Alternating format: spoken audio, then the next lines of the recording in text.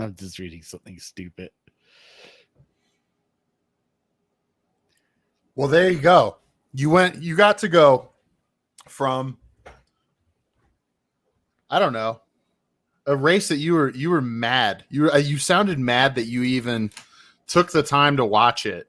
Yeah. To absolute chaos starting with qualifying, when everyone they just they all decided to kill themselves. They were like, you know what? There's like 2 corners on this track that I have to decide if I'm going to make it or I have to take the escape road. And they were all like, yep, we got it. And then just lock up. And I think, the classic choice of song when you're doomed, is Simon and Garfunkel, right? Sound of Silence. I'm more like these days think about Johnny Cash's cover of Hurt. Yeah, there you go. I will make it. I am okay. I am okay. I mean, that track is it does it provides entertainment to say the always. Least. There's always shit happening. Alonso was pissed because his thing about the red flag, it's qualifying against red flag and nobody can do anything is like in F1 it's no big deal. Example, Leclerc crashed out right at the end of qualifying for Monaco, got pole, red flag. Nobody else could improve their times. The FIA didn't go, well, you caused a red flag because you're an asshole. And IndyCar is one example where they go, well, if you do that, that time doesn't count. We removed your 2 highest, your blah, blah, blah. All the IndyCar drivers on Twitter have been very vocal about that this week. They're just like, it's like, well, why don't you adopt our rules, man? Yeah. That guy wouldn't be able to keep that time. He calls a red flag. Also, F1 is what F1 is. So sorry, this shit happens, and that's the whole point of it. It doesn't happen all the time. It's not like every single race somebody unless you marzipan, then every single fucking Q1, Q2, Q3. No, you just make your teammate shit himself on the last lap, going in a straight line. But we'll get to that later. We're chronological right now. The whole thing is, it's like, adopting that rule for F1, I don't think will work. I mean, it's just the way it is. It's always been that way. I'm not saying, well, it's always been that way, things should change. It's like, well, fuck you. No, it's because it's such a rarity that you see that. Baku, unfortunately, is a track that's going to generate that because they just like to hit that fucking barrier. What is it? Turn 8 and turn. It's turn 8, turn 8 and 15. Is that it? 15. And there's two of them. There's two of them. Well, the whole thing about turn 8 was the last races they used. They had the curb there. Okay, which is what caused quite a few crashes. They took the curb out. They flattened it. Okay, so in theory, it should have kind of slightly corrected that problem. It fucking did. But it generates excitement. Yes, it's a pain in the ass. Yes, it sucks. Okay. And it does suck. But I think the better rule is more of that. Well, this one's hard to do too. It's like, when you crash out and you red flag something and you got pole or you're in 3rd or you're in 4th on the grid, you're allowed to repair the car, which kind of fucking sucks. To a point, but you also can sit there and say, well, you can't replace any of these parts because you crashed the car, but I don't know if you want to throw some rules in there or not, or give a time penalty or some bullshit like that. I don't know. I just don't think you mess with it. I just think you leave it be. It was frustrating to watch. And part of it for me was frustrating to watch is because I usually record this shit on my DVR and watch it a couple of hours later. And if I forget to extend the time of the recording, I never get to see full qualifying. So that, Alonso, I sympathize with you. Red flags make me mad. because I can't watch the full qualifying because the recording cuts off because, it does. So Alonso, I feel for you completely on that. You know who if your recording cuts off Alonso, I understand. There's a starving kid in Africa that's listening to this, and he just heard that, and his heart just melts for you. It does, and so it should. And you know what? If you're hungry, Bob Geldof, care of Dublin, Ireland, write him a letter. He's fed you all before. He'll do it again. He's an Irish philanthropist. You remember Live Aid? Oh yeah, okay, that guy. There we go. Yeah, well, that worked out really, really well. All the Ethiopians that were like thinking that they were gonna take that charity. I think they wish they didn't. Well, actually, it fed a shitload of people. But anyway, and got a few arrested. Yes. So anyway, everybody decided to die in quali. They were like, well, it's the cool new thing to do. It's blowing up on the gram. We're all young millennials and Zoomers. So let's just do it. And then into a chaotic race, which was mostly not too crazy a while, as I fully predicted until that. You know what else? You know what else you predicted? You know what else? That's what I was gonna say. You got it right. Red Bull was gonna be the dominant car. Also, the old Sergio winning. Did you say that too?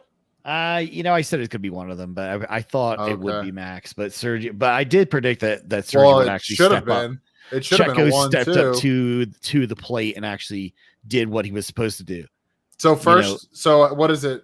He was the first Red Bull driver that's not Verstappen to win a race since 2018 or 2017.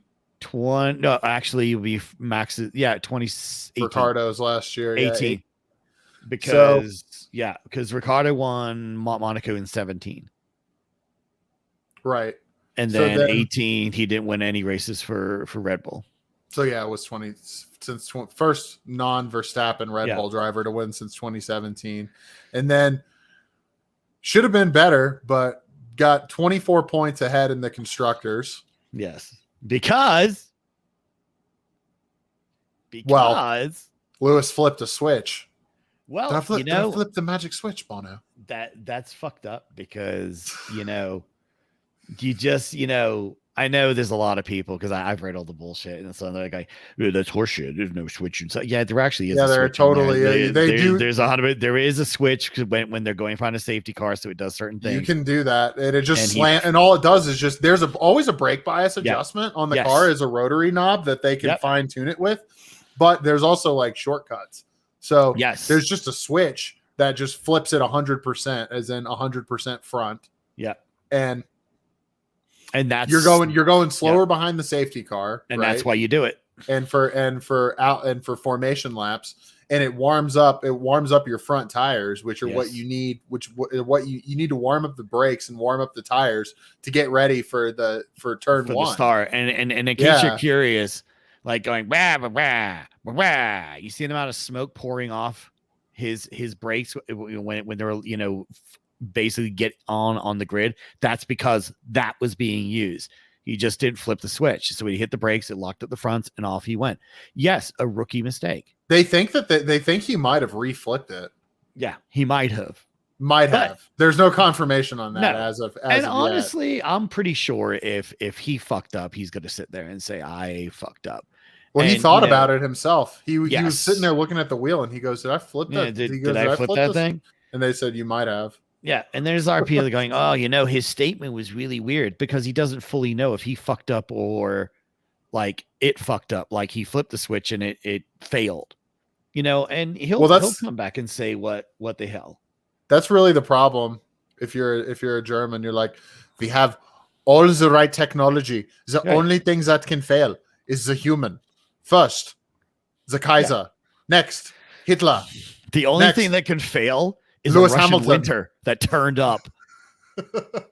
Well, it was supposed to be done. Barbarossa was supposed to be done before the winter. Well, they didn't plan on staying there. It was also a month late too. Yeah, we'll just we'll get Stalingrad done before the winter. And then also, that was the line in the sand. And they said, no, you will not take this city.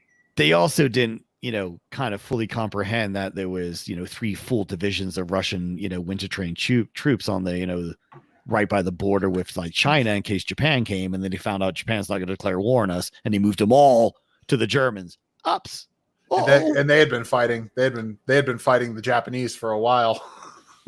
Well, people don't realize that there was beef with the Russians and the Japanese way before 1907. So Sonoda and Mazepan. Mazepan. But so Lewis made a mistake, which has really cost Mercedes a lot. And should there be a restart on a red flag? Yeah, fuck yeah, there should be a restart on a goddamn. Yeah, like we got 3 fucking goddamn. Dude, if we're American F1 fans, we need to demand that there's a green white checker in F1. A green white checker. Yes. Man, we gotta finish the race, man. Only 3 green white checkers at the most. And truth be told, there's not one race driver on that fucking track that day would sat there and went, yeah, we should just end the race now. No, I was always like, no, we got fucking laps to go. We got 2 laps to do this. Let's fucking do it. Yep. Because shit changes in a standing start and they know it. That's the whole thing. And yes, the person bitching about red flags and fucking pole position not losing shit also gained a shitload of spaces on that fucking restart. Alonso. Yeah, did you see that replay? That fucking was amazing. So good.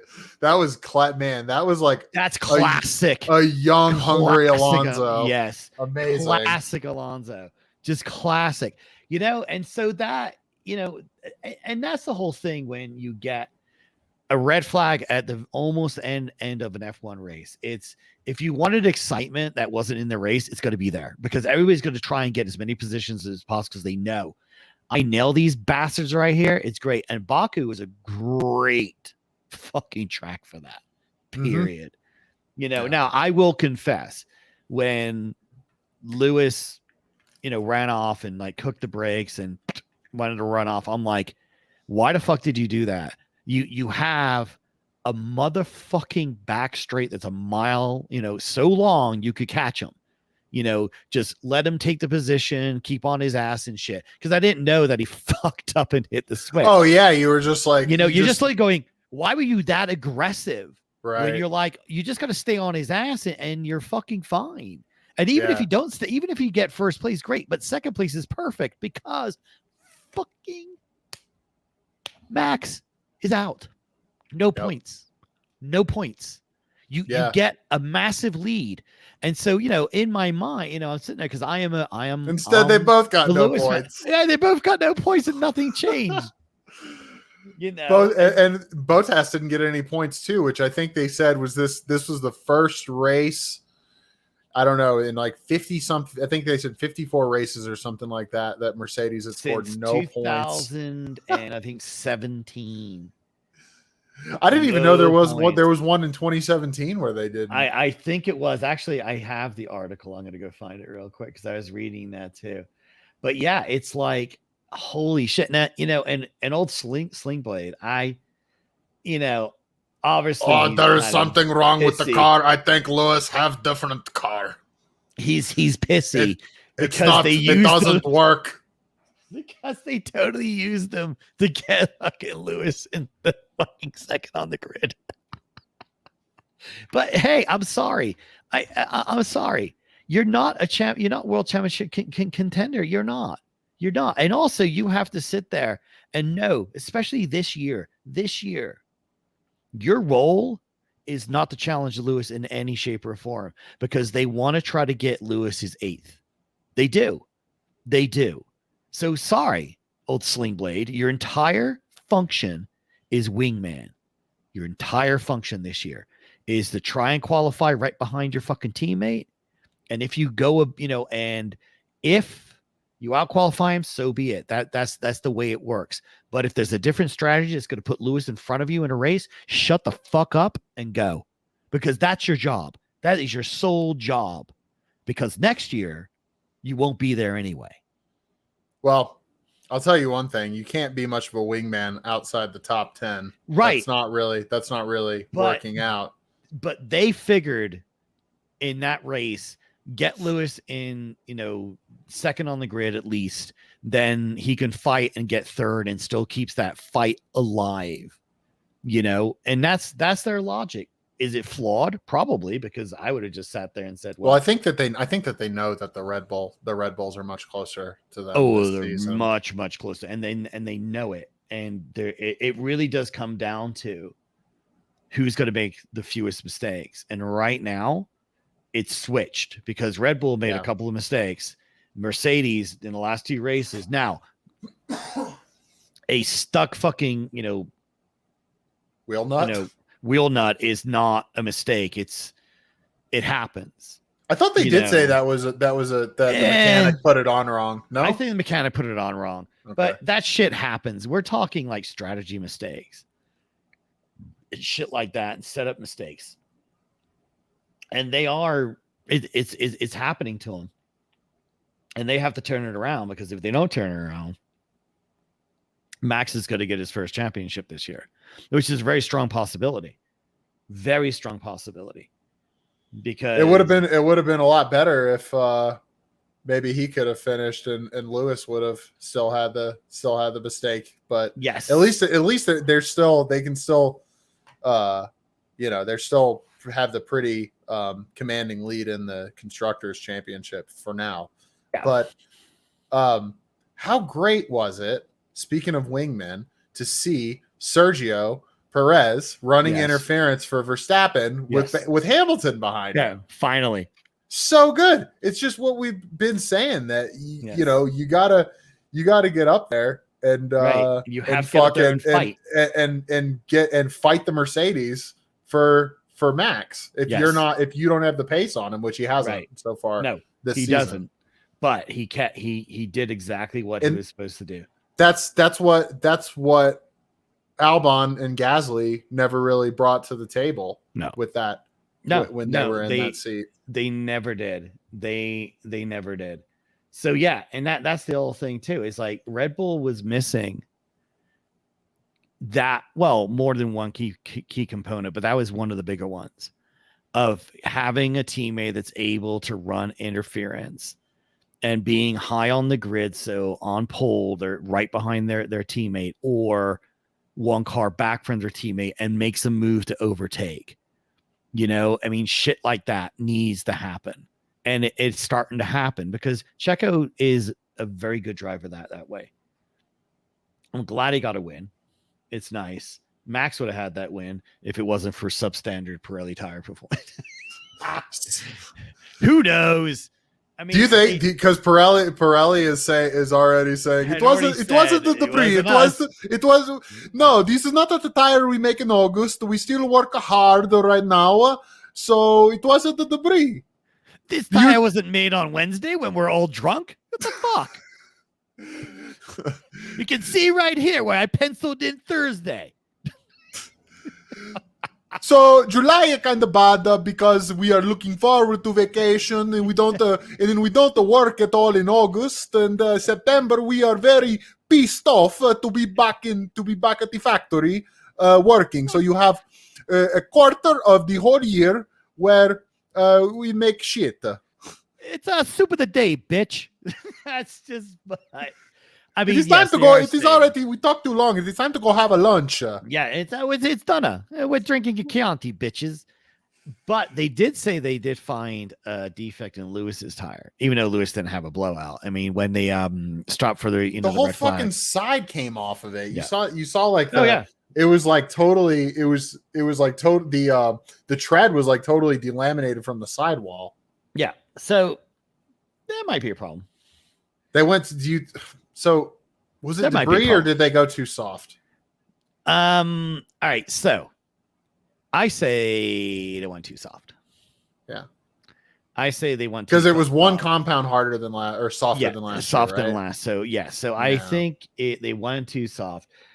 I don't think both blowouts were related to that. I do believe that Max's probably was debris, but it doesn't help the fact that, the tire was softer than normal. I think Stroll's was probably tire failure. Well, and what about those two failures made you say that? It's just because, well, I didn't really get to see Max's tire up close. I mean, it looked like it, it looked like a standard, like it got cut, it went down, and then it got a little bit destroyed. But if you look at Stroll's, that is a complete separation. I didn't see that on Max's because there wasn't. Max's is still like partially inflated. Yes, you saw exactly. it was like going down when he was sitting there, like trying to fight the car. So I think he hit debris straight. But Lance's was that's a blowout. That's a tire saying fuck off. I'm done. You could tell. Max's wasn't. Also, I do appreciate Lance's, candor, on, the radio of get me out of here. Get me out of here now. He just wanted so badly to not be in the middle of the track at like that spot. I do not blame him. I know probably some people probably ripping his shit for that, but you just had a high-speed crash where you're hoping to fucking God nobody comes on down. Okay, well, here's the problem. Here's the problem. Lance isn't a fucking idiot. He remember and if you're not either, then you remember why we lost Anton Hubert, right? That's right. Which is because there was a primary impact and then a big secondary impact. And the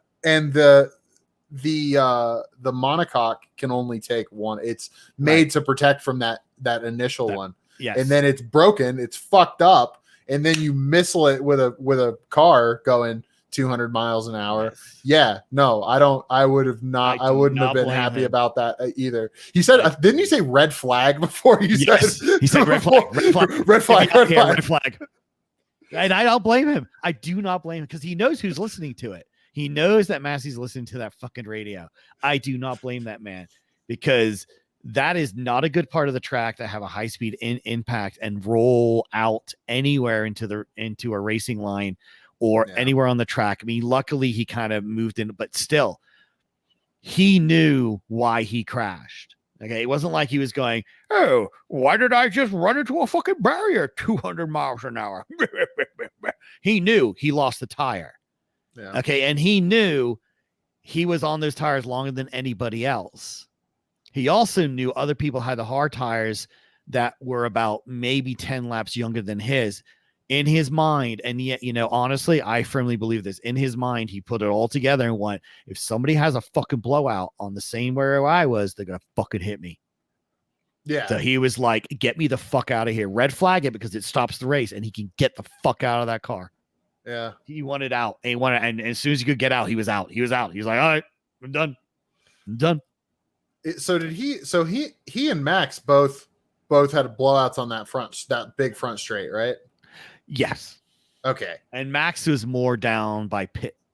Okay. And this is what I really did not like about Max's. So yeah. All right. Something I didn't realize about Baku, but I was watching our old friend Nico Rosberg. Nico Rosberg, your 2016 Formula One world champion. He's doing I like him. He's good. I like the content. He's doing lap tutorial videos for on the F1 game before the races, and he puts them out like 2-3 days before, right? So he mentioned he only got to race it in 2016, right? I think that was the first year of or maybe I'm wrong about that. Maybe it came before. But anyway, I do believe it was. So yeah, can you hear me? In any case, trivia. Yeah, I can hear you. Trivia, you were just kind of freezing there for a second. Trivia aside. Yeah. So a full disclosure here. Usually the work, because I'm using my work laptop and shit because my gaming PC fucking took a shit months ago and I haven't built it yet. So this thing, the home network here, because I'm not VPNing and I have this whole setup, it likes to reset itself right about 9 o'clock. So if I drop off where a podcast is done. Okay. That's fine. Okay. It is almost sometimes almost 9. We usually do these the afternoons after the race. Sometimes it does that. I couldn't make it. Yes. So anyway, so it might do it if it does, it does. So real quick, he pointed out that there's this pit wall. You just come off of this straight. There's no like real like long entrance to it that like goes down the straight. You just kind of come off at a really high speed section and then you enter the pits, right? Yeah. And there's a concrete wall on the left side, and part of it like basically faces like it's off to the side, but it faces like the track. And what he said, and this was obviously several days before the race, was like, if you have a failure right here, if something goes wrong with the car right here and it goes to the left, you're done. That's the end of you. Yeah. And I looked and I made it a point, especially after Max's thing, because I saw him catching the car and I'm like, oh, yep, there's that pit wall right there that Nico was talking about. Yeah. I looked at it, and there's just like one little like layer of safer barrier on the section that like faces like the way that the cars are coming, and I don't fucking like it. I'm sorry. Well, I don't think it would be nice to hit that thing, even though it's a safer barrier, like basically like head on, all the momentum going into the direction of the wall at 200 plus. I think you gotta throw some freaking tires. Like I don't need a high tech solution. Just throw throw like 4 layers of tires in front of that thing and draw that little triangle out that has like the pit, that has like the pit entrance. Just bring it out a little bit, because that could have been the end of Max Verstappen, and I feel like nobody's fucking talking about it. Yeah. So something I even commenting it online, people are like, the wall, I don't know what you're talking about. He hit the wall. I'm like, no, dude, on the other fucking side. Yeah. I said he went the good way that you want to go. You want to go to the right there. If you go to the left, you could be dead. Yeah. So that's I don't know. That I don't know if you noticed that or had any. I kind of noticed it, but I never really thought it would be such a big deal. And I guess now with Max's crash, it could be a really big deal. Well, that Nico Rosberg is prophetic, Yes, he is. He is. He's prophetic enough, knowing that he wouldn't reclaim his title. So he was like, oh yeah, I can't. I got lucky. I couldn't beat this guy. Yeah. I had a string of lucky events where I was able to get one over. Goes again. Keeps doing that, piece of shit. But yeah, so overall, it was a good race. It was chaotic as fuck. There at the chaotic end. As fuck, man. It was. But I am happy that Vettel got a podium. It's and then the other one was the podium stand-in for Lewis Hamilton, Pierre Gasly. Yeah. Pierre Gasly. If Hamilton fucks up, Pierre will be on the podium. Gasly. Yeah, Pierre's on the podium. It makes you wonder. Right when Lewis like locked up and when it went off, that his Gasly's fucking Gasly's racing and go, just go, well, that's P3 for you, Lewis Jr. Yeah. like they know. They're like, oh, Lewis going off the track. Pierre's on the go. Like, it was a mistake from Lewis. Oh my God, we got it. We got a podium. Well, that's the other thing. He had to. Hold on, I'm trying to think here because I'm looking at I'm looking at the results. Was he already in? No, he had to pass Leclerc to get that P3. So he was P4. Yes. Leclerc was in front of him, and he had to pass him to get that. That's all, dude. Yes. He knew because it was Lewis. He was like, "It's my destiny. I must." Yeah, it's my destiny. Yes, it's your destiny. I need Ferrari champagne today. If I don't have Ferrari champagne, then my whole life falls apart. Because when Lewis messes up, I am on the podium, and that's just how things are. I am on the podium. That's how it works. It's so great. It's just great. But overall, it was interesting. We had Mercedes screwing up again. We had tire blowouts. We had Lance. We had Mazepin trying to kill fucking Michael Schumacher. It's fantastic. Whoa. He wasn't messing with his dad, okay? It was he tried to kill Mick. That's the Russian warning. He says to his son, I shall do this to your father. I'm coming for him. I'm coming for that 959 motherfucker. But yeah, Mick is hanging on for that 959. Okay, don't talk about that's very sensitive topic to Mick. I just think it's like, and then of course the Gunter Steiner statement of like they have cleared the air. What? Like is that what he said? I didn't see any. Yes. I didn't see anything. Yes, well, like, the last time that the actually it was this story. It was today.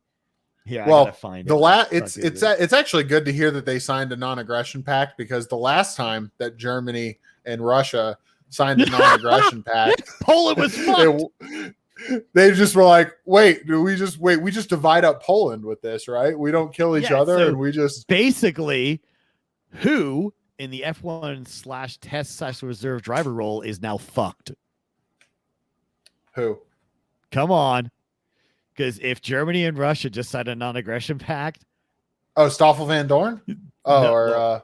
Who's the only Polish driver that is currently reserve? Yes. Oh, he is a reserve/test driver. So he's fucked. Right now, he's sitting there just going, you bastards. You fucking bastards. God. You ain't taking half of my crippled hand, you fucks. I fought to keep this arm. I will not have it taken from me now. It's over, you bastards. I'm trying to find the damn article. Yeah, but Gunther said that they cleared the air over that interesting move. I just don't know. It's like I would have been mad if somebody did that to me on iRacing. I can't imagine going 200 miles an hour and it's your teammate and it's the last lap and like you're not really. And like I don't know, it's going to be close. You're not going to catch him, right? Anyway, right? Yeah, exactly. So, man, God, what the hell is it? Really stupid. It's just really stupid stuff from Marzipan. I don't know why. Yeah. Well, I don't know why he has to. I don't know why he has to do crazy. Yeah, just do crazy psychotic stuff. So the story was on here. Now I can't fucking find it, which is what I was gonna ask you is why. All right, go ahead with it. What did they? Oh, that's why, because they changed the headline. So the headline now is Marzipan's move on Schumacher at finishing line, a misunderstanding. Oh.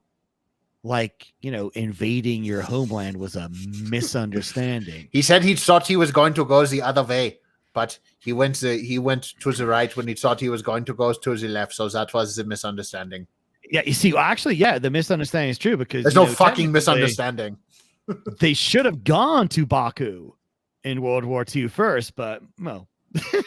Hey, that's far. That's way out on the Caspian Sea, man. We're not worried about that. We'll get over there eventually. We just come through like Norway and Finland and all that first. So let me see here really quick here. Blah, blah, blah. Schumacher spent majority of the Grand Prix ahead of Marzipan, only for the Russian driver to jump his teammate at the standing start with 2 laps to go. Blah, blah, blah. Blah, blah. Schumacher was able to gain on Marzipan and near the finish line on the final lap, only for Marzipan to move late to the right just as his teammate went to overtake. It's just a misunderstanding. I don't know what's so hard about it. Oh, I love unedited news stories. So, but the German driver quickly vented his anger on the team ready, saying, "What the fuck was that? Honestly, seriously, does he want to kill us?" Yeah, that's a reasonable response, I think. Yes. I would have said the same thing. Oh, look. But, yeah, so Marzipan, okay. So basically his reasoning is Marzipan revealed that he ran out of battery as he came towards the finish line, causing his straight line speed in the drop and leaving him frustrated to lose the place. When I get frustrated driving a high-speed fucking Formula One race car at close to 200 miles an hour, I like to swerve, at the last I swerve right as somebody's pulling out to the right. I swerve to the right as they're pulling out to the right. and I vent my frustration that way. And then, so addressing the incident in his post-race press release, Steiner said that the matter had been cleared up by the team. There was a situation on the straight that was all resolved, and we've cleared the air, Steiner said. There was some misunderstanding, but we're fine and all moving on from it. Oh, I'll translate that from, proper German to reality. Mick's going to beat the fuck out of him anywhere between Monday afternoon and Wednesday night. Nikita, are you trying to kill my golden boy? Do you know who this boy is? You cannot kill him. The local mafioso. We fucking need him fucking bad. You understand? The local mafioso will be appearing on Wednesday night to have a talk with Marzipan concerning hurting the chances of the next Ferrari driver that can win them championships, said Steiner. The ghost of Enzo Ferrari was rumored to be around after the driver debriefing with sunglasses and a broken bottle of Chianti at Marzipan's throat. Where I did this to Enzo, I'll fucking do it to you. Do you know how many drivers I kill in my day? I am a ghost, but I'm going to kill you anyway. You understand? Listen, you I piece of Dino, trash. I'll fucking kill you, and he was my son, bitch. You know who the fuck I am? I'm Enzo fucking Ferrari. I'm gonna stab you if you hurt our golden boy. Oh, yeah, don't hurt the golden boy, man. That's not fucking cool. Man, it sucks. So yeah, that was just a stupid fucking move. Yeah, just a stupid fucking move. And like the whole excuse of I was frustrated because I was going to lose a place. What are you, a go-kart driver? Well, look, I think that somebody who's going to block his teammate at high speed because he's running out of battery, right, and grabs his friend's tit on Instagram from the front seat of a car. He doesn't have impulse issues at all. I think he's got that really, really, really in control. It's under control. If anybody's worried, it's fully under totally control. fine. He's probably not going to, assault somebody one day in a bar or anything crazy like that. Like lose a race or get overtaken 5 times and then lose his mind and then, crash into, get out of his F1 car and grab his fucking helmet and rush the fucking other competitor and beat him with the helmet. Cause that only happens in fucking go-karting. That's right. Only. And at least they ban those people. Yes, exactly. So Marzipan's probably going to get banned. So if we could stick with Ferrari briefly at the sharp end of the field, why isn't the Saturday performance being carried through to Sunday? Is it the car's too hard on the tires or what? Because we know Leclerc can get some wins here. Leclerc figures his loss of pace was because he ran over a tree branch and damaged his front end plate.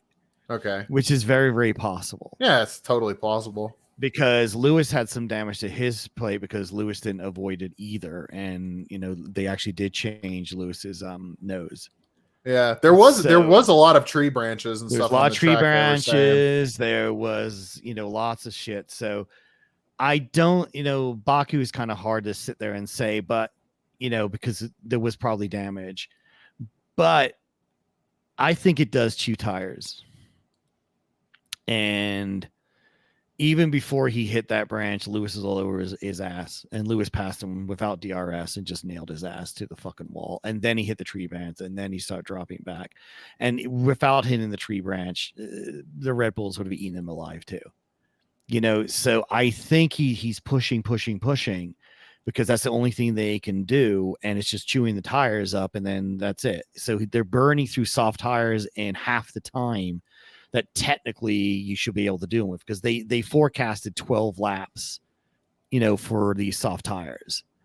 And, I think the Ferrari it is down on pace, but it can really hold its own for 5 or 6 laps because of, the soft tires, and then it's over. And that's just what it is. So, but that being said, they're a hell of a lot better than they were last year. Oh yeah, a lot better than last year.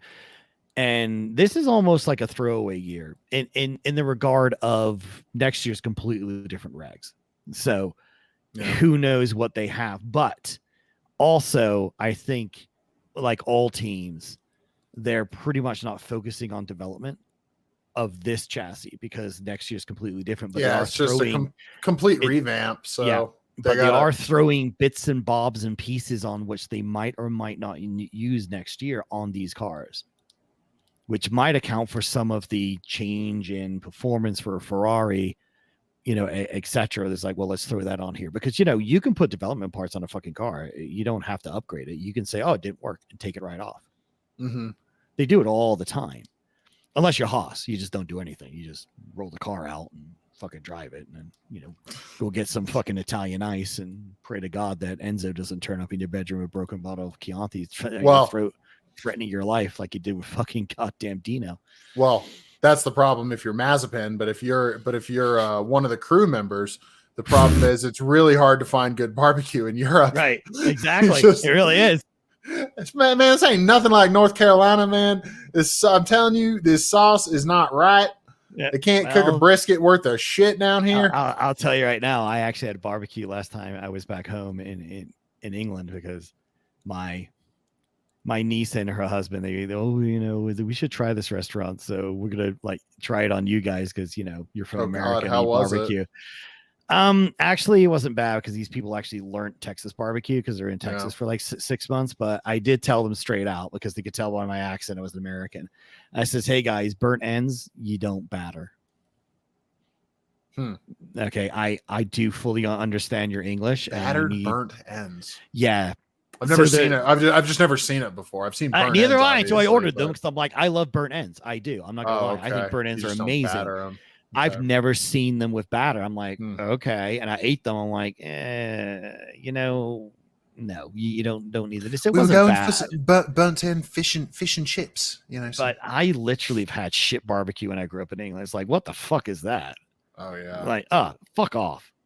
Yeah, stick to shepherd's pies, guys. Yeah, well, you just stick the pudding like lamb kidneys and beef in a suet pudding because that's good.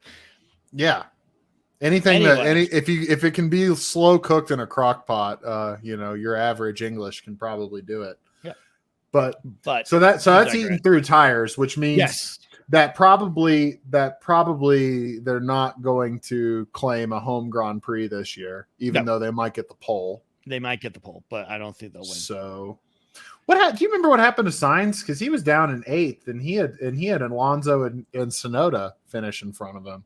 Yeah, I wasn't. I think it's burning tires. I think that's why he didn't get anywhere, and and he's still getting used to that car. Yeah, makes sense.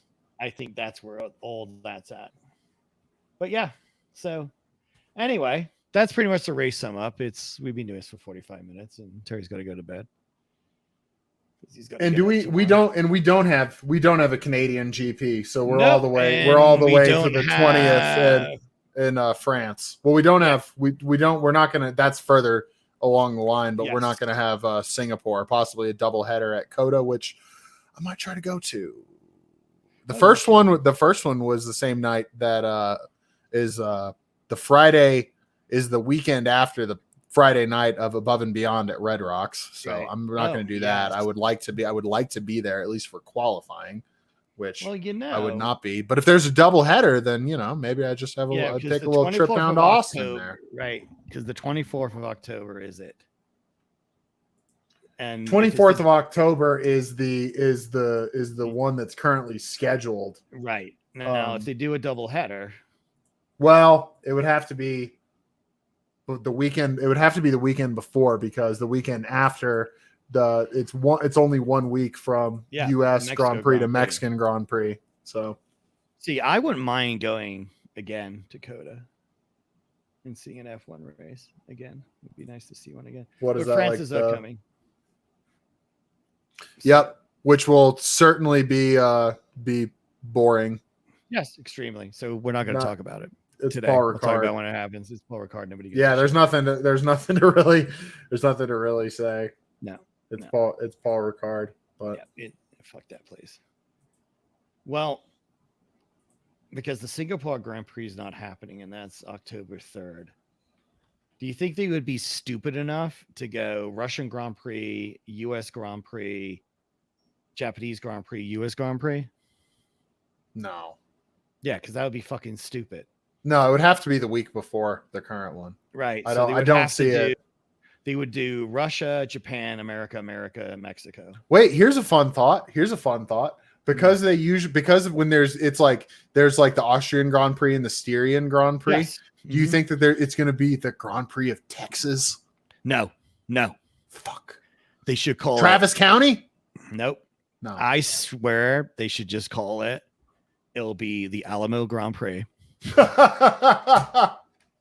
And then the U.S. Grand Prix of the Alamo. Grand Prix of the Alamo.